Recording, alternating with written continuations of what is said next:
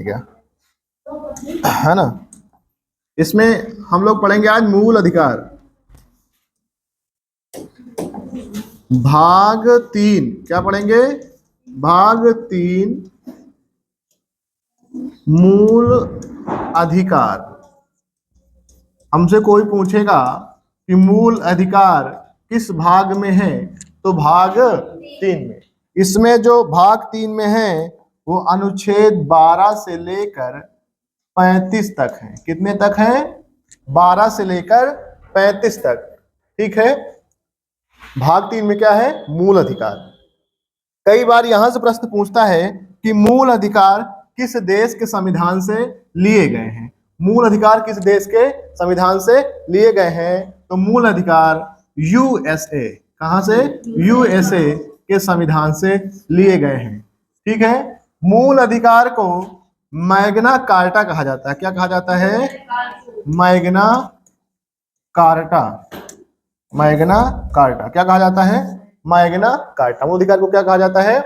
Magna carta. जबकि मूल, अगर हम बात करें मैग्ना कार्टा का क्या अर्थ होता है, तो यह होता है, इसका हिंदी में अर्थ अधिकार पत्र। क्या होता है? अधिकार पत्र। क्या नाम होता है इसका? अधिकार पत्र। मूल अधिकार यानी कि मूल अधिकार को क्या कहा जाता है? मैग्ना कार्टा कहा जाता है। और मैग्ना कार्टा का क्या अर्थ होता है? अधिकार पत्र। अगर कहें मूल अधिकार किस भाग में है, तो भाग 3 में है। किस अनुच्छेद से किस अनुच्छेद तक? 12 से 35। ठीक है। बात समझे? मूल अधिकार क्या है? जो हमारे देश में नागरिक रहते हैं, जो हमारे भारतीय देश के नागरिक हैं, उनको कुछ मूल अधिकार दिए गए हैं जो विदेशियों को नहीं प्राप्त है। सिर्फ और सिर्फ अपने देश में रहने वाले व्यक्तियों को, भारतीय नागरिकों को ही प्राप्त है। ठीक है। ये जो मूल अधिकार होते हैं ये हमें जन्म से ही हमको प्राप्त हो जाते हैं। क्या हो जाते हैं? जन्म से ही अधिकार ये प्राप्त होते हैं, इसलिए इसे नैसर्गिक कहा जाता है। नैसर्गिक अधिकार कहा जाता है। क्या कहा जाता है? नैसर्गिक अधिकार कहा जाता है। जबकि हमें राजनीतिक अधिकार, जैसे वोट डालने का अधिकार, ये 18 साल के बाद प्राप्त होता है। जबकि हमारे जो मूल अधिकार है वो कब से प्राप्त होते हैं? जन्म से ही प्राप्त हो जाते हैं। ठीक है। जैसे अब हम देखते हैं अनुच्छेद, समझते हैं भाई। जैसे हमारा 11 तक कल खत्म हो गया था, आज देखेंगे 12। अनुच्छेद 12। अनुच्छेद 12 इसमें है मूल अधिकार के द्वारा राज्य की परिभाषा। क्या है? मूल अधिकार के द्वारा राज्य की परिभाषा। मूल अधिकार जो व्यक्तियों के लिए हैं उसकी परिभाषा के बारे में बताया गया है अनुच्छेद 12 में। ठीक है। अगला है, अगला अनुच्छेद हमारा है अनुच्छेद 13। यह है मूल अधिकारों का अल्पीकरण। क्या है? मूल अधिकारों का अल्पीकरण। जैसे हमारे देश के जो संविधान, हमको बहुत सारे अधिकार प्राप्त हैं, जैसे बोलने की स्वतंत्रता, कहीं भी घूमने की स्वतंत्रता, किसी भी धर्म को मानने की स्वतंत्रता, है ना। तो ये जैसे मूल अधिकार का जो अल्पीकरण है, यानी कि अल्पीकरण का मतलब है जब तक आपका मूल अधिकार, किसी के मूल अधिकार को आपको मूल अधिकार तभी तक प्राप्त होगा जब तक किसी का मूल अधिकारों का हनन ना हो। मतलब समझ रहे हैं? कहने का मतलब यह है कि आपका मूल अधिकार तभी तक वो आपको मिलता रहेगा जब तक कि आपके मूल अधिकार से किसी भी व्यक्ति को नुकसान ना हो। जैसे आपको बोलने का अधिकार है या आपको कहीं घूमने का अधिकार है, तो घूमने का अधिकार है, आप भारत के किसी भी कोने में आप जा सकते हैं। लेकिन ऐसा नहीं है कि आपको अधिकार है कि आप जाएं तो आप किसी के बेडरूम में घुस जाएं। समझ रहे हैं? तो यहां पर आपके अधिकारों का अल्पीकरण किया गया। आपको ये नहीं है भाई कि किसी घर में घुस जाओ, है ना। तो ये अधिकारों को क्या है? अल्पीकरण है। बात समझ में आई? ये आर्टिकल 13 समझ में आया? ठीक है। मूल अधिकारों का अल्पीकरण, समझ गए? अब देखते हैं, देखें अगला हमारा अगला है समता एवं समानता। क्षमता एवं समानता का अधिकार।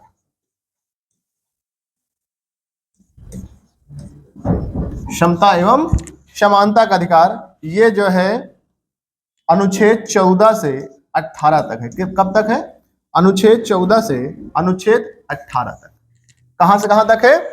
क्षमता और समानता का अधिकार कहां से कहां तक है? अनुच्छेद 14 से 18। ठीक है, बात समझे? अब देखें अनुच्छेद 14 में क्या है। अनुच्छेद 14, अनुच्छेद 14, हाँ, तो अनुच्छेद 14 में है विधि के समक्ष समानता। समानता देखो हमने लिखा है समानता और समता ऑब्लिक दोनों एक है। ठीक है, समानता और समता दोनों क्या है? एक है। तो विधि के समक्ष समानता अर्थात जब भी कोई विधि मतलब कानून, विधि का मतलब क्या है? कानून। कानून के सामने कोई भी छोटा बड़ा नहीं है, कोई भी महिला पुरुष में भेदभाव नहीं होगा। समझ रहे हैं? चाहे वो किसी भी जाति का हो, किसी भी धर्म का हो, किसी भी समुदाय का हो, किसी भी विशेष स्थान का हो, सबके साथ वैसा ही व्यवहार किया जाना चाहिए, वैसा ही व्यवहार किया जाएगा। यह विधि के समक्ष समानता है। लेकिन इसमें दो चीजें अपवाद है। अपवाद क्या है? अपवाद, ठीक है, अपवाद यह है कि जब तक राष्ट्रपति और राज्यपाल, क्या? राष्ट्रपति और राज्यपाल जब तक वो अपने पद पर हैं, जब तक वो अपने पद पर हैं, जब तक वो अपने पद पर हैं, तब तक उन पर कोई भी प्रकार का फौजदारी मुकदमा नहीं चला जा सकता। तब तक उन पर कोई भी किसी भी प्रकार का फौजदारी मुकदमा नहीं चला जा सकता है। यदि अगर आपको राष्ट्रपति के ऊपर कोई मुकदमा चलाना है तो सबसे पहले उसको पद से हटाना पड़ेगा। उसको कहेंगे पद से हटाने पर, किसी को जैसे राष्ट्रपति को हटाना है तो उस पर लगाएंगे महाभियोग। क्या लगाएंगे?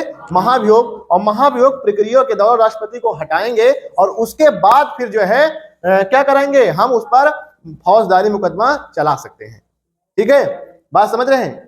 तो यहाँ पर क्या है, सबके जितने भी भारत के लोग हैं सब में समान, सबके लिए समान नियम कानून है। ठीक है, लेकिन राष्ट्रपति और राज्यपाल के लिए उनके पद की गरिमा को देखते हुए ये कहा गया है कि राष्ट्रपति जब तक पद पर हैं और राज्यपाल जब तक पद पर हैं उनको किसी भी प्रकार का फौजदारी मुकदमा इनके ऊपर नहीं चला जा सकता है। बात समझ गए? देखें 14 समझ में आया? देखें 15, अनुच्छेद 15, अनुच्छेद 15 कहता है जाति, क्या?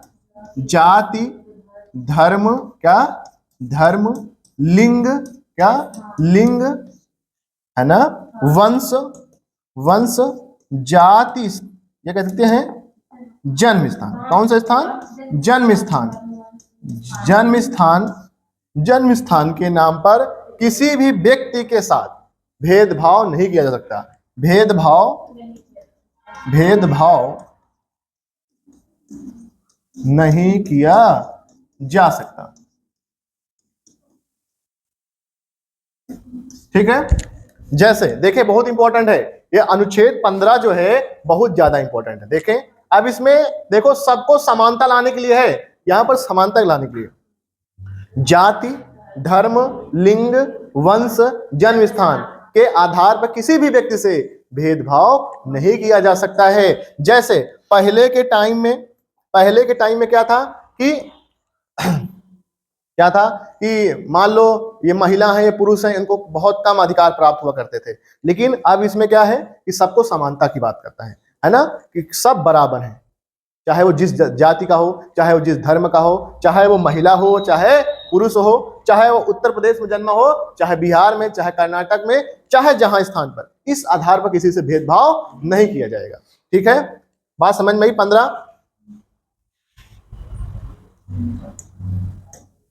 15 क्लियर है भाई?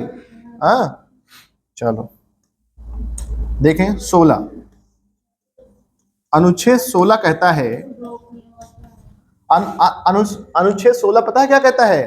कि सबके लिए समान नौकरी, लोक नियोजन, है ना, क्या कहता है, लोक नियोजन, क्या कहता है, लोक नियोजन, अर्थात अवसर की समानता, अवसर की समानता, क्या, अवसर की समानता, चाहे वो कोई भी व्यक्ति हो, सभी को क्या किया जाएगा, अवसर के लिए समान क्राइटेरिया रखा जाएगा। लेकिन इसमें एससी और एसटी, एससी और एसटी के लिए कुछ विशेष आरक्षण इसमें दिया गया है, ठीक है। जैसे महिलाओं, चाहे महिलाओं की बात करें, जैसे कोई फॉर्म निकलता है, फॉर्म कोई निकलता है तो कई बार फीस होती 500 रुपया और एससी एसटी की 250 रुपया होती है, तो उसके लिए यानी लोक नियोजन के लिए थोड़ा सा एससी एसटी और महिलाओं के लिए थोड़ी छूट दी जाती है। आरक्षण, आरक्षण के बारे में बाद में बात करेंगे बहुत डिटेल, ठीक है। तो ये है लोक नियोजन, बात समझ गए। 16 क्या है, लोक नियोजन, ठीक है। लोक नियोजन में सबको क्या रखा जाएगा, समान रखा जाए, ठीक है। ऐसा नहीं है कि कोई किसी से ज्यादा काम करवा लिया जाए और उसको पैसा कम दिया जाए, है ना। और किसी को कह सकते हैं कि जैसे कई बार बड़े जाति के लोग होते हैं तो उनको पैसा ज्यादा मिल जाता है, छोटा व्यक्ति होता है उसको पैसा कम मिलता है, तो उस आधार पर लोक नियोजन कह सकते हैं। लोक नियोजन में सभी को समानता है, ठीक है, चाहे वो जिस भी जाति का हो, चाहे जिस धर्म का हो, चाहे महिला हो, चाहे पुरुष हो, ठीक है। आपने देखा होगा कि जैसे महिलाएं नौकरी करती हैं, सरकारी नौकरी, तो उनकी अगर 30,000 रुपया सैलरी है तो पुरुषों की भी 30,000 मिलती है, और पुरुष, है ना। लेकिन जब प्राइवेट में, गाँव में क्या होता है, अगर आदमी की सैलरी के एक दिन का वेतन मान लो क्या बोल मजदूरी, है ना, एक दिन की मजदूरी 500 रुपया है पुरुषों की, तो महिलाओं के 200 देते हैं, 250 देते हैं, है ना।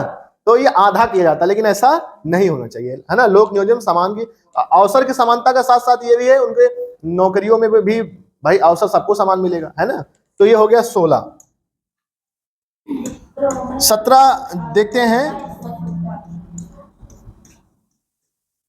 17 में है अस्पष्टता, क्या है, अस्पष्टता या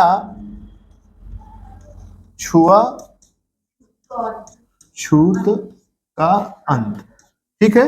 ये बहुत अच्छा नियम है, क्या है, बहुत ही अच्छा नियम है। जैसे छुआछूत, ये बहुत खतरनाक नियम बनाया गया, खतरनाक उन लोगों के लिए है जो पहले मानते थे छुआछूत।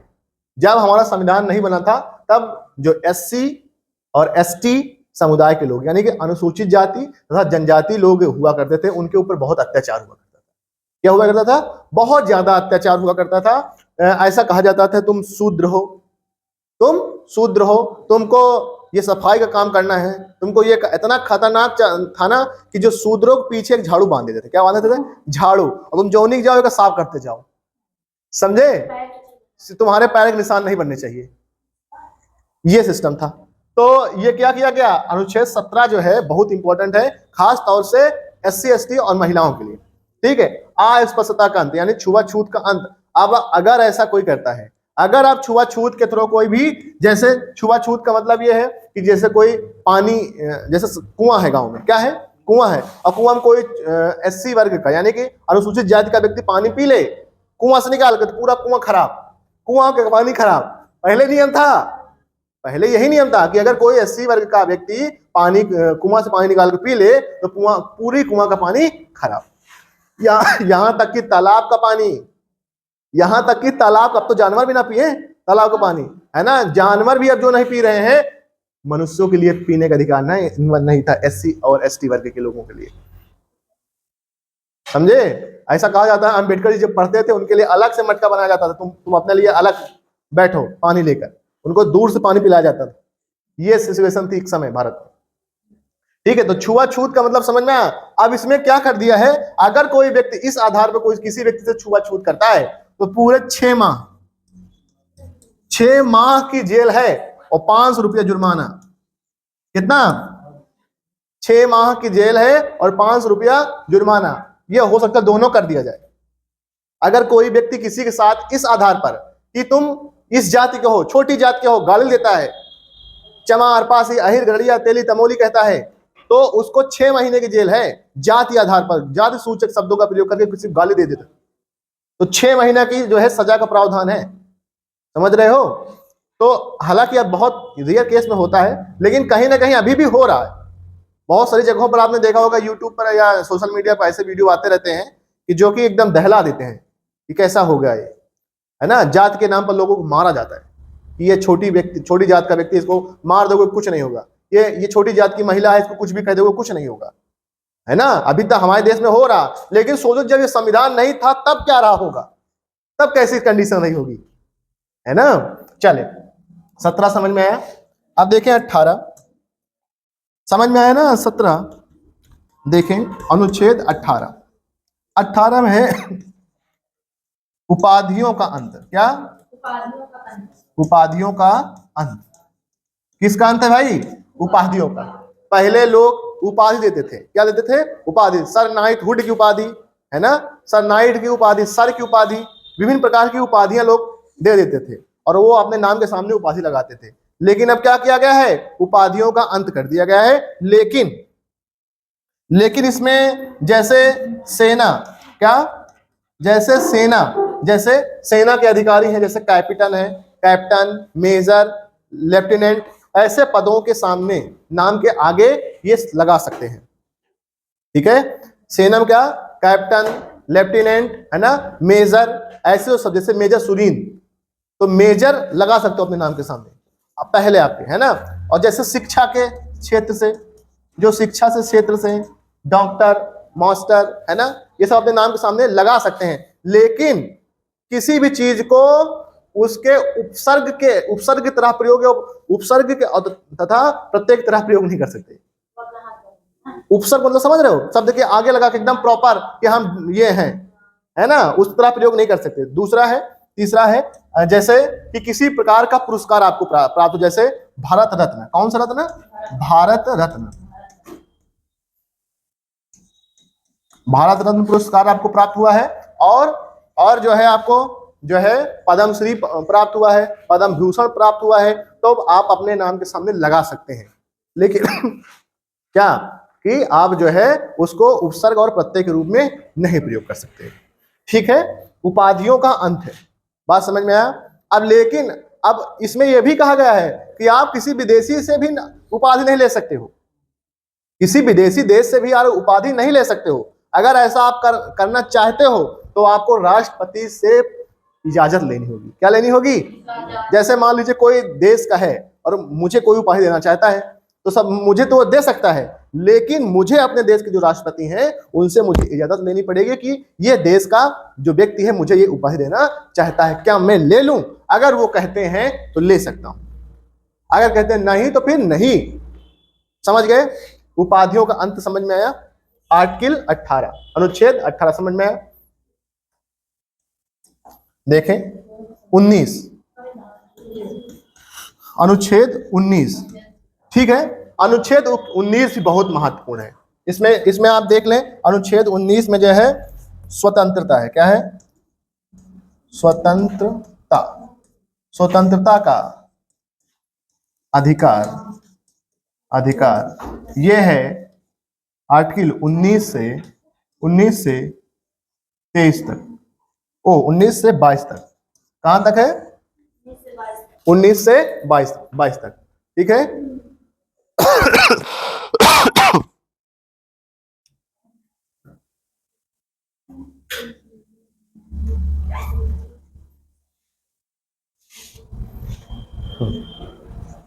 बात समझ में आई? देखें 19 से अनुच्छेद 19 से 22 तक इसमें है। ठीक है, तो 19 अनुच्छेद 19 में क्या कहा गया है? 19 में वैसे तो कई हैं, ठीक है। जैसे सबसे पहला है अभिव्यक्ति। क्या है? अभिव्यक्ति। क्या है पहला? अभिव्यक्ति। ये जो है आर्टिकल 19A में है। किसमें है? 19A में, 19A में है। क्या? अभिव्यक्ति। अभिव्यक्ति अर्थात बोलने की स्वतंत्रता, अर्थात भाषण की स्वतंत्रता। किसकी?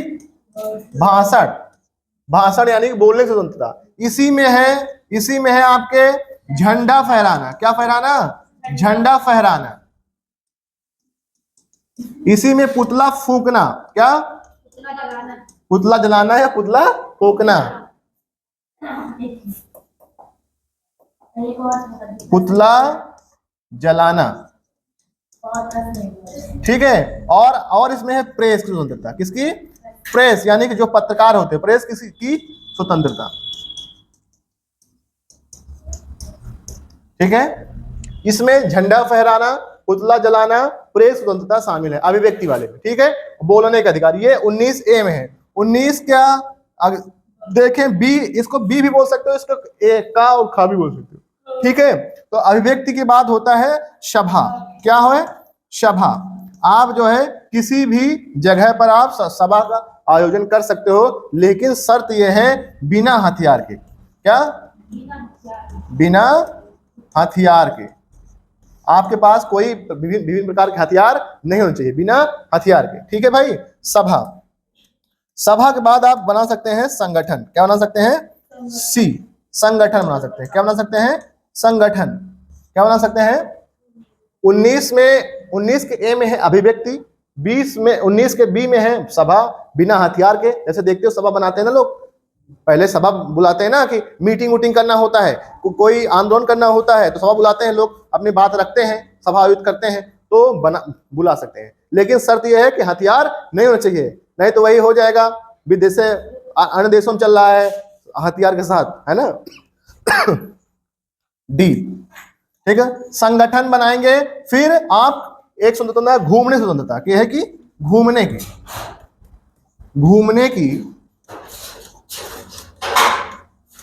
स्वतंत्रता।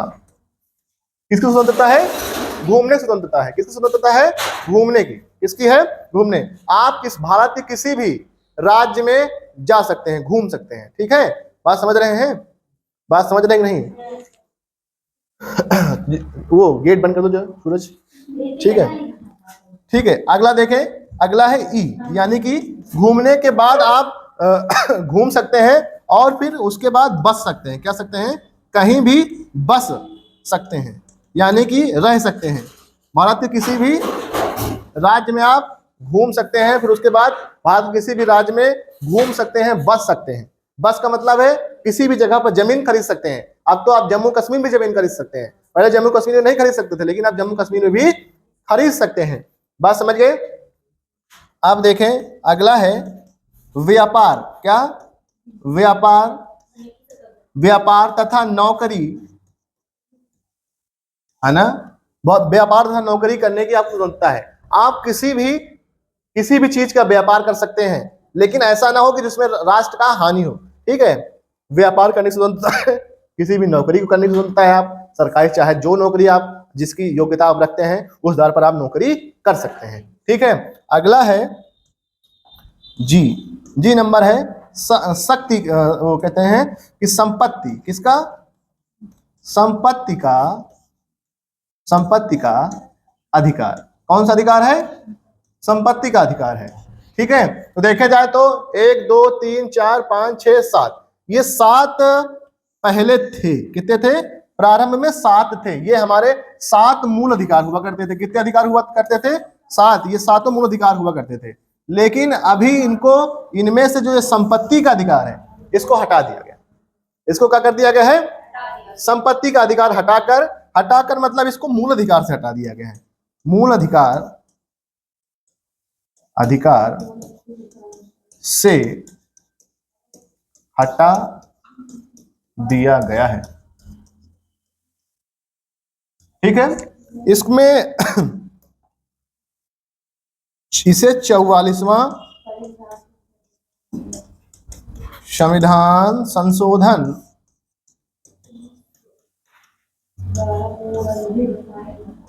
1978 के द्वारा हटाकर इसको अब कानूनी अधिकार, कौन सा अधिकार? कानूनी अधिकार बना दिया गया है।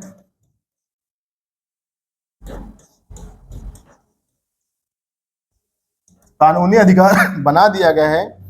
इसे अनुच्छेद 300 का में जोड़ दिया गया है।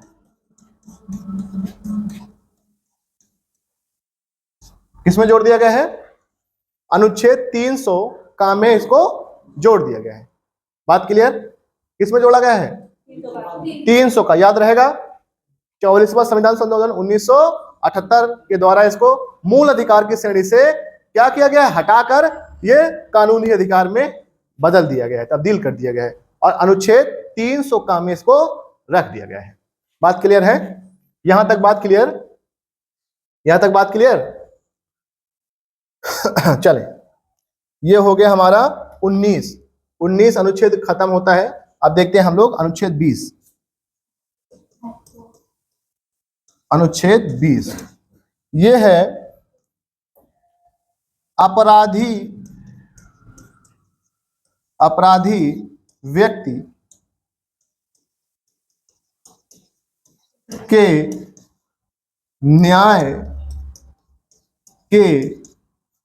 व्यक्ति के न्याय के संबंध में। देखो ये क्या है? अनुच्छेद 20 क्या है? ये भी बहुत इंपॉर्टेंट है। देखें, अपराधी व्यक्ति के न्याय के संबंध में यदि कोई व्यक्ति अपराध करता है, क्या करता है? ध्यान सुने इसको। यदि कोई व्यक्ति अपराध करता है तो वह व्यक्ति तब तक अपराधी नहीं है, वह व्यक्ति तब तक अपराधी नहीं है जब तक कि उसको न्यायालय द्वारा अपराधी घोषित न कर दिया जाए। समझ रहे हैं? कोई व्यक्ति जब कोई भी अपराध करता है, जब तक वो अपराधी व्यक्ति नहीं माना जाएगा जब तक कि न्यायालय द्वारा उसे अपराध या अपराधी सिद्ध ना कर दिया जाए या ठहरा ना दिया जाए। ठीक है। दूसरी बात इसमें है कि इसी में ये बहुत थोड़ा लंबा है, जो अनुच्छेद 20 है, बहुत डिटेल में समझना है हमको। ठीक है। अब देखो इसमें क्या है कि अगर कोई व्यक्ति कोई मान लो पुलिस वाला अगर कोई व्यक्ति को गिरफ्तार करता है तो उसको दिखाना पड़ेगा उसके खिलाफ वारंट। क्या दिखाना पड़ेगा? Warrant, arrest warrant. अगर आपके पास अरेस्ट वारंट है तब आप उसको गिरफ्तार कर सकते हो, अदरवाइज गिरफ्तार नहीं कर सकते हो। समझ रहे हो? जैसे कोई आए गांव में उठा के उनको फोन कर दो, आज चौकी पे चले आए, ऐसा कहते हैं ना पुलिस वाले फोन करके, चले आना आज साहब बुलाए हैं, तो तुम पूछो काहे बुलाए हैं, और वारंट दिखाइए, गिरफ्तारी वारंट दिखाइए। समझ रहे हो? आर्टिकल 20 में कहा गया है कि आप किसी भी व्यक्ति को बिना बताए, बिना वारंट के आप अंदर नहीं डाल सकते। समझ रहे हो? ठीक है, क्लियर? अपराधी व्यक्ति के न्याय के संबंध में। ठीक है। अब इसमें और क्या है कि जिसमें इसमें कहा गया है एक अपराध के लिए एक सजा। ठीक है। हाँ देखें, अपराधी जो व्यक्ति है, मान लीजिए किसी व्यक्ति ने कोई अपराध कर दिया, ठीक है, और उस व्यक्ति को उस अपराध के लिए एक बार सजा मिल गई तो दोबारा उस अपराध के लिए फिर सजा नहीं दी जाएगी। जैसे कहा जाता है, जैसे कोई एक व्यक्ति है जिसने चोरी की, मान लो, अब वो चोरी जो भी सजा थी उसने काट के जेल गया या पैसा दिया, जो भी करा, उसको सजा हो गई और सजा काट कर आया, तो दोबारा फिर से कोई थाने वाला नहीं कर सकता तुम चोरी में थे तो तुम एक बार चोरी किया तुम भी हो गए, ऐसा कुछ नहीं है ना। ऐसा कई बार हो जाता है कि पुलिस वाले कहें शक के आधार पर तुमको अरेस्ट कर रहे हैं, समझे? तो ऐसा सिस्टम नहीं, हालांकि उसके बारे में डिटेल में बताएंगे तो कहां से शक किया जा सकता है, पुलिस वाले किस आधार पर और अरेस्ट कर सकते हैं। ठीक है। तो देखें, एक अपराध के लिए एक सजा, बात समझे? हाँ, दूसरा इसमें यह है कि जैसे कोई व्यक्ति अपराध किया है, आज की डेट है क्या, आज मान लीजिए 14 तारीख है, 14 फरवरी, तो जो आज की डेट में अपराध हुआ है और उस व्यक्ति को मान लीजिए जब उसका मुकदमा सॉल्व हुआ, जब उसको सजा हुई वो 2030 में हुई, 5 साल बाद। कितने साल बाद? 5 साल बाद उसको सजा मिली। तो आज की डेट में जो उसने क्राइम किया उसके लिए जो आज की डेट में सजा है वही सजा 2030 में भी उसको दी जाएगी। बात नहीं समझ में आई? बात समझ में नहीं आई? देखें, जैसे मान लीजिए एक व्यक्ति है, एक ए नाम का व्यक्ति है, उसने चोरी की और चोरी की मान लीजिए हम कह रहे हैं सजा है 6 माह। कितने माह? 6 महीने सजा है और आज की डेट में 6 महीने है। लेकिन लगभग 5 साल बाद इस व्यक्ति को ए व्यक्ति की जो व्यक्ति है इसको 5 साल बाद सजा हुई, इसकी सुनवाई 5 साल बाद टल गई, मतलब 5 साल तक केस पकेस, मतलब कहते हैं ना तारीख पे तारीख मिलती रही, और उसके बाद 5 साल बाद उसका सजा का कोर्ट ने आदेश दिया। ठीक है, तो देखा जाएगा कि इसने क्राइम किस तारीख को किया था और उस समय उस क्राइम के लिए क्या सजा थी। तो अभी इसके समय 6 माह की सजा है जेल। तो जो 2030 में उसने जो सजा उसको मिलेगी वो 5 यानी 6 महीना जेल ही मिलेगी। ये नहीं कि मान लीजिए जेल के लिए अभी कर दिया गया 1 साल सजा, मतलब वो चोरी के लिए 1 साल की सजा कर दिया गया 2025 में, तो 2030 में 1 साल सजा नहीं मिलेगी उसको जो 25 में था उसी के अकॉर्डिंग मिलेगा। समझ रहे हो? तो ये भी एक तरीका का इसमें है कि 21 में ये कहा गया है। ठीक है, अपराध के समय जो सजा का प्रावधान था वही सजा आपको मिलेगी, चाहे जब आपकी सुनवाई हो तब। समझ गए कि नहीं? हाँ, देखिए अनुच्छेद 21। अभी ये है ना, आप गवाही नहीं दे सकते। अनुच्छेद 21 क्या? अनुच्छेद 21 क्या देखेंगे? अनुच्छेद 21। अनुच्छेद 21 जो है ये है प्राण एवं दैहिक स्वतंत्रता। ठीक है, क्या है? प्राण एवं दैहिक स्वतंत्रता। ठीक है, इसमें क्या है? हाँ, इसमें देखें जो 21 वाला है बहुत इंपॉर्टेंट है।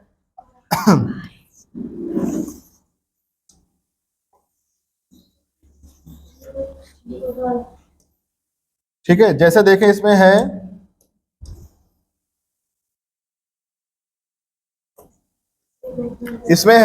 जो व्यक्ति किसी भी व्यक्ति को भारत में अगर वो है तो उसको जीने का अधिकार है। क्या है? जीने का अधिकार है, और इसके लिए उसको स्वच्छ वातावरण की अधिकार है। उसको क्या है? स्वच्छ वातावरण का अधिकार है। बहुत सारे अधिकार, लगभग कई सारे अधिकार इसको प्राप्त हैं। जैसे अगर आपने देखा होगा कि जैसे मोटरसाइकिल चलती है और उससे धुआं निकल रहा होता है तो उस पर चालान काट देते पुलिस वाले। हाँ, है ना? धुआं कहीं प्रदूषण तो वहां सही नहीं, कागज बनाओ प्रदूषण वाला, है ना? देखा होगा ना? और कई बार देखा होगा कि व्यक्ति ने हेलमेट नहीं लगाया है तब भी चालान काट देते हैं। देखा है ना? ऐसा क्यों करते हैं? ऐसा ही समझ करते हैं कि आपको प्राण यानी जीने की स्वतंत्रता है, जीने का अधिकार है, और आप हेलमेट नहीं लगा रहे हैं, और हेलमेट नहीं लगाओगे तो कहीं जाकर कोई ठोक देगा और हो जाओगे। समझे? और जैसे कोई व्यक्ति इसमें भाई कह सकता है हमको जीने का अधिकार है, और किसी की गाड़ी धुआं दे रही तो उसको स्वच्छ वातावरण चाहिए जीने के लिए, और वो नहीं मिल रहा है, तुरंत चालान काटेगा पुलिस वाला। आप किसी के जीवन में बाधक बन रहे हैं, सांस लेने में दिक्कत हो रही है उसको, समझ रहे हैं ना? इसीलिए चालान काट दिया जाता है, प्राण एवं दैहिक स्वतंत्रता। ठीक है, तो इसमें कई सारे, जैसे किसी व्यक्ति को सम्मान से जीना है ना? सम्मान से जीने का अधिकार इसमें प्राप्त है। किसी भी व्यक्ति को हथकड़ी नहीं लगा सकते हो आप। जैसे मान लीजिए कई बार होते हैं ना, पुलिस वाले किसी सम्मानित व्यक्ति को हथकड़ी लगा देते हैं, लेकिन कई सिचुएशन बनती है तो लगाना पड़ता है। लेकिन कोई सभ्य आदमी है जिसका कोई क्रिमिनल बैकग्राउंड नहीं है तो उसको आप नहीं लगा सकते, आप ले जा सकते हैं। लेकिन हथकड़ी लगाकर पूरे गांव में नचाएं तो ये खराब लगता है, उसकी तो है मान सम्मान घट जाएगा, है ना? ठीक है, इसमें एक और है, इसमें है अभी जल्दी जुड़ा निजता का सिद्धांत। कौन सा? निजता यानी कि समझ रहे हो, जैसे कहते हैं अपनी चीजों को छिपा कर रखना, है ना? निजता मतलब समझते हो, हम भाई आपकी अपनी चीज आपको नहीं बताएंगे, तो ये निजता का अधिकार भी इसमें है। ठीक है, प्राइवेसी जिसे कहते हैं, क्या कहते हैं? प्राइवेसी, राइट टू प्राइवेसी, यानी कि निजता का अधिकार। निजता का अधिकार का मतलब है जो आपकी निजी चीजें हैं, चाहो तो किसी भी व्यक्ति को ना शेयर करो, जबरदस्ती आपसे कोई नहीं कह सकता कि हमको बताओ ही। ठीक है, बात समझ रहे हैं? तो ये निजता का अधिकार भी इसमें शामिल है अनुच्छेद 21 में। ठीक है, 21 में अनुच्छेद एक और है जिसका नाम है अनुच्छेद 21 का। अनुच्छेद 21 का इसको कहते हैं 6 से 14 वर्ष के बच्चों के लिए निशुल्क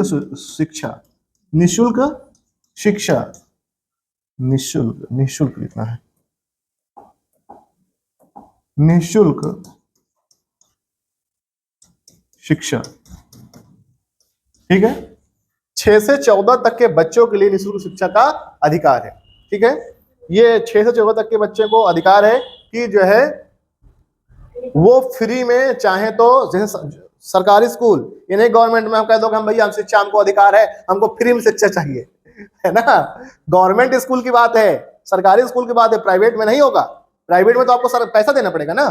ठीक है, तो 6 से 14 वर्ष के बच्चों के लिए शिक्षा का अधिकार है। ठीक है, अब ये अधिकार अगर कोई छीनता है, कोई व्यक्ति छीनता है, तो उसके लिए भी 2 साल की सजा का प्रावधान है। समझ रहे हैं? जैसे मान लीजिए कोई बच्चा है 6 से 14 वर्ष के बीच में, और उसके माता पिता उसको स्कूल नहीं भेज रहे हैं, उसके माता पिता उसको स्कूल नहीं भेज रहे हैं। अब बच्चा चाक के चला जाए सीधा सुप्रीम कोर्ट और कह दे कि मेरे माता पिता मुझे पढ़ा नहीं रहे। समझ रहे हो?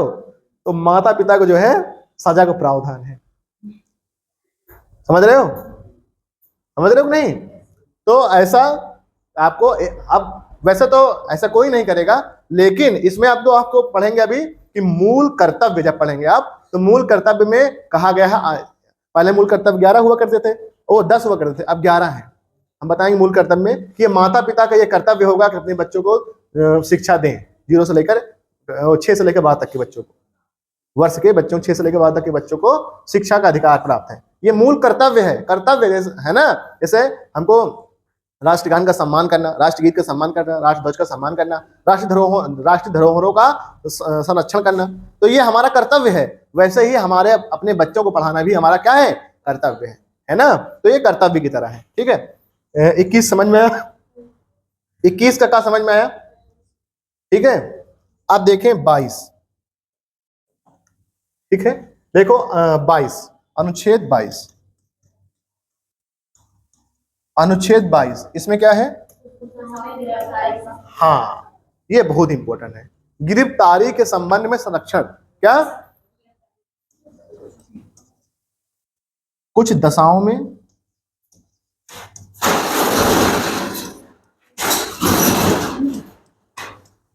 गिरफ्तारी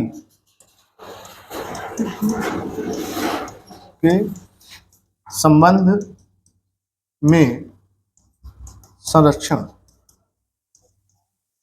ठीक है, क्या होगा? कुछ दशाओं में गिरफ्तारी के संबंध में संरक्षण। क्या हो जाएगा? कुछ दशाओं में गिरफ्तारी के संबंध में संरक्षण। ठीक है, इतना नोट कर लो, बताएं।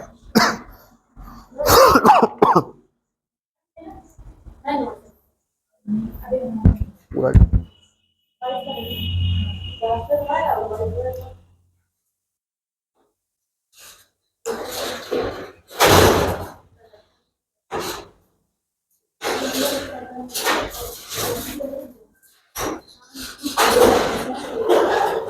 देखो, इसको समझो, 22 को समझो। देखें, जैसे अगर कोई व्यक्ति, सुने बात ध्यान सुने, अगर कोई व्यक्ति को पुलिस वाले गिरफ्तार करते हैं, क्या करते हैं? पुलिस वाले गिरफ्तार करते हैं, तो 24 घंटे, क्या 24 घंटे के अंदर उसको दंडाधिकारी यानी कि जो दंड के लिए जो दंड करते हैं उनके अधिकार चुने जाए। जैसे मजिस्ट्रेट होता है, जैसे मजिस्ट्रेट मतलब डीएम यानी कि डिस्ट्रिक्ट मजिस्ट्रेट, यानी कि जिलाधिकारी, या उप जिलाधिकारी यानी कि क्या होता है? उप जिलाधिकारी, है ना। ठीक है, तो उसके सामने क्या करना होगा? पेश करना होगा। 24 घंटे के अंदर उस जो गिरफ्तार किए व्यक्ति को उसके सामने, दंडाधिकारी के सामने क्या करना होगा? पेश करना होगा। बात समझ रहे हो? बात समझ रहे हो नहीं? तो ये जो है गिरफ्तारी के संबंध में संरक्षण है ना। कुछ दशाओं में संरक्षण है, और इसमें और कुछ है।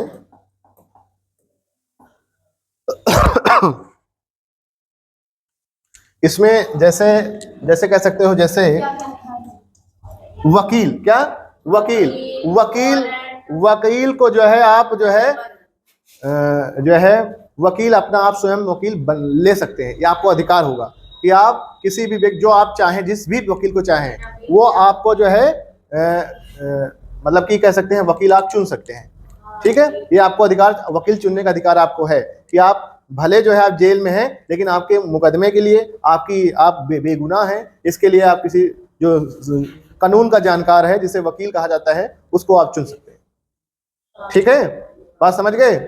हाँ हाँ, इसमें लेकिन कई बार हैं, अभी इसके बारे में और जो चीजें हैं वो हम लोग कल सीखेंगे।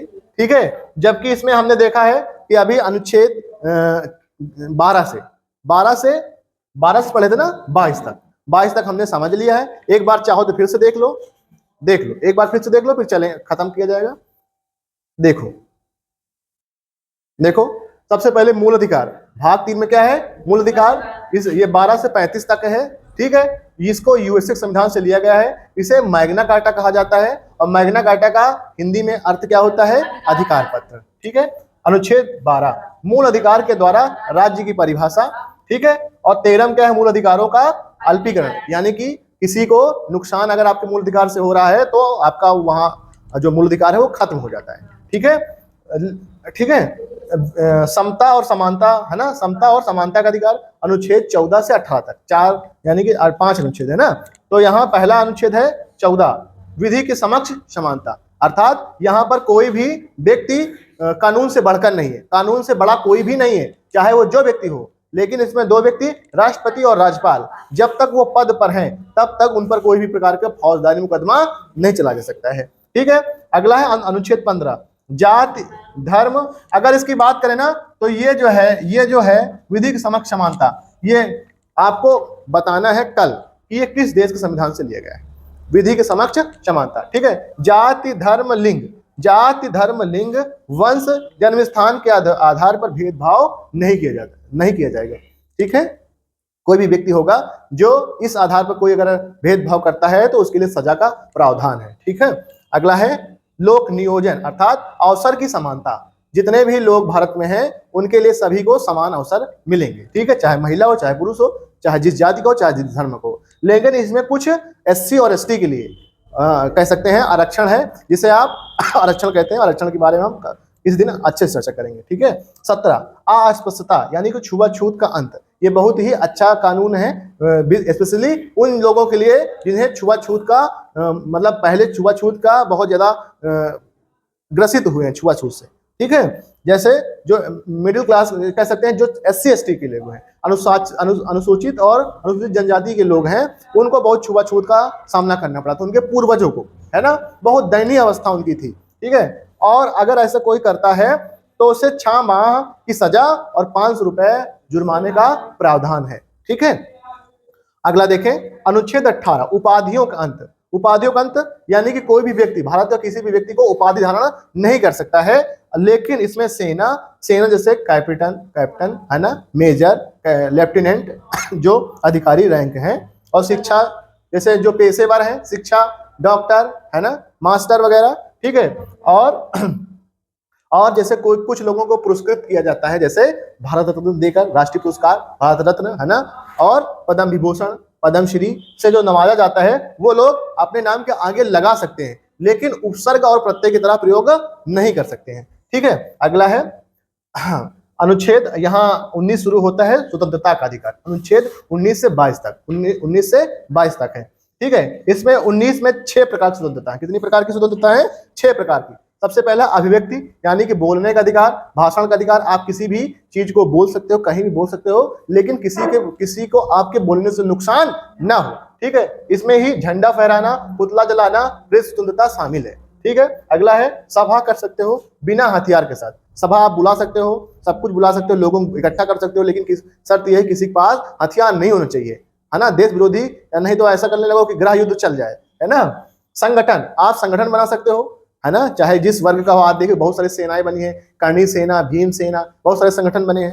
ठीक है, घूमने स्वतंत्रता, आप भारत के किसी भी राज्य में घूम सकते हो, किसी भी जगह पर घूम सकते हो, लेकिन फिर से वही बात आती है कि जब किसी के मूल अधिकार का हनन होगा तो आपकी स्वतंत्रता समाप्त हो जाएगी। अर्थात किसी के बेडरूम में नहीं घुस सकते हो, किसी के घर में नहीं जा सकते हो, किसी के ऐसी जगह नहीं जा सकते हो जहां वो प्राइवेसी उसने रखी हो। ठीक है, पब्लिक प्लेस में आप जा सकते हो, है ना। ऐसा नहीं है कि आप जाओगे जैसे गार्डन जाओगे, तुमको जाना नहीं दिया जाएगा, इस आधार पर तुम महिला हो या पुरुष हो या छोटी जात के हो, इस आधार पर नहीं रोका जाएगा। ठीक है, भाषाई स्वतंत्रता, आप किसी भी भारत के किसी भी राज्य में 28 राज्य हैं और 8 केंद्र शासित प्रदेश हैं। उनमें कहीं भी जाकर रह सकते हो, आप जमीन खरीद सकते हो। पहले जो जम्मू कश्मीर हुआ करता था उसमें नहीं खरीद सकते थे, उसके लिए अलग नियम कानून था, लेकिन अब वो भारत का एक केंद्र शासित प्रदेश है तो आप वहां भी ले सकते हो। ठीक है, व्यापार नौकरी। अब अगला है व्यापार और नौकरी। आप किसी चीज का व्यापार कर सकते हो, आप नौकरी कर सकते हो किसी भी चीज की, जिसके लिए आप योग्य हैं। ठीक है, जैसे आपको पुलिस की नौकरी करनी है तो कर लो, है ना, जो भी आप योग्यता रखते हैं।